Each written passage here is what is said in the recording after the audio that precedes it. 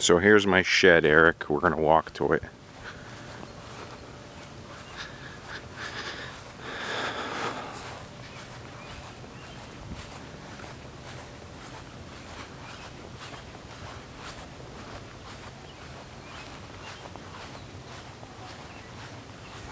Isn't it beautiful? What a craftsmanship. I gotta get some shutters for it.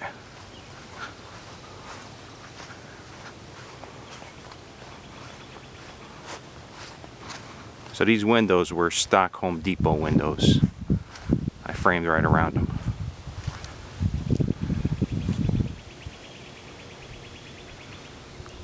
See?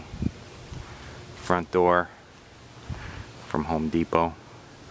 One piece, came with the molding around it. Light. Another window. Electric. See, I got it on cement block. So the cement block, we just leveled them and then we built the frame right on top of it. And there's one there. There's another one in the center. And then there's another one at this edge. And there should be 3 of them. There's one there. There's another block in the center, exactly the same. 1, 2, 3, all the way down. And then another set at the end. So here's a side view.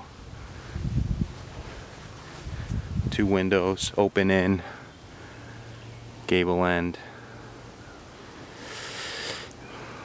So that area above the windows and the back side of the shed is an additional 2 feet, which allowed a little more storage in the area in the loft area. And here's the back. Hard to see. Here's where I store all my junk where nobody can see it. My ladder and some miscellaneous stuff. That's my propane tank. 100-pound propane tank that I hooked up to my heater. And let's see here. Here's my ramp that my dad welded for me with the garage door.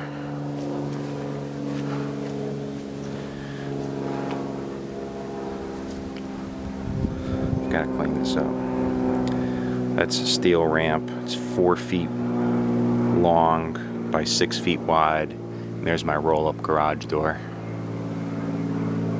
I just planted some grass here. This is where I dug the pipe for the electricity.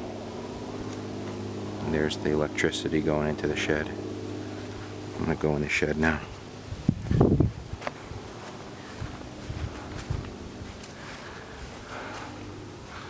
Alright, turn on the lights. Here's my alarm. I've got a little thermometer to tell me how hot it is and cold it is in here. My alarm system.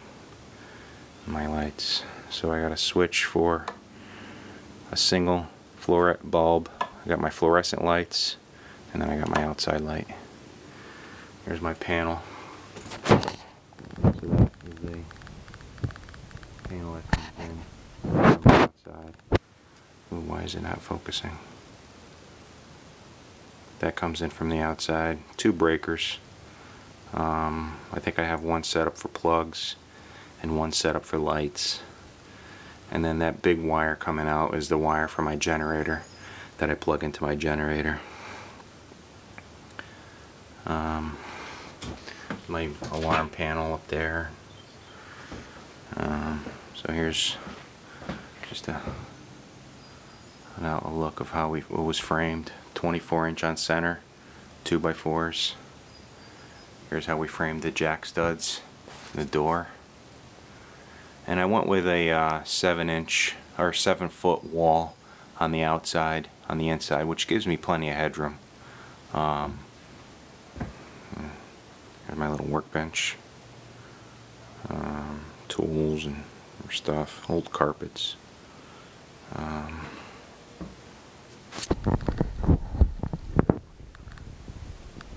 Propane heater connected to the 100-pound propane tank in the back. Heats up the space in about 15 minutes for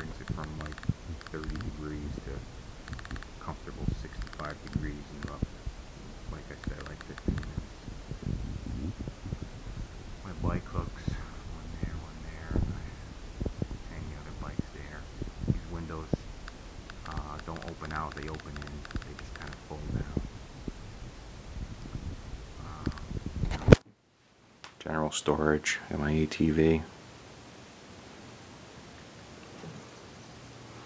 My generator's under that bag there, under that that black cover there. I roll it outside and just use that extension cord, that long extension cord that's hooked up there. It's long enough to bring it out the door and run the generator outside. There's my loft, 2x6, just laid right on top of the framing there, all the way across with 1/2-inch plywood on top. There's how I built the knee wall. So you've got your normal, I think the walls are 7 feet, and then I built a 2-foot wall on top to give the cantilever and get a little extra storage in the front. You can see how much storage I have in the back there compared to what I have on this side. Light and my smoke detector. So this is a 4-foot opening in the center here, and then I have identical on the other side. I store my cooler and some of my hunting gear and stuff. The floor is all pressure treated, and I just used some porch and patio paint and painted it before I brought all the stuff in. Basically that's it. Windows, the lights, I just bought them at Home Depot.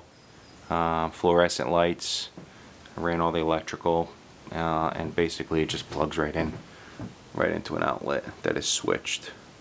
So that outlet is switched, and then I got another outlet there that connects those 4. So I've got 4 fluorescent lights in here. Relatively easy.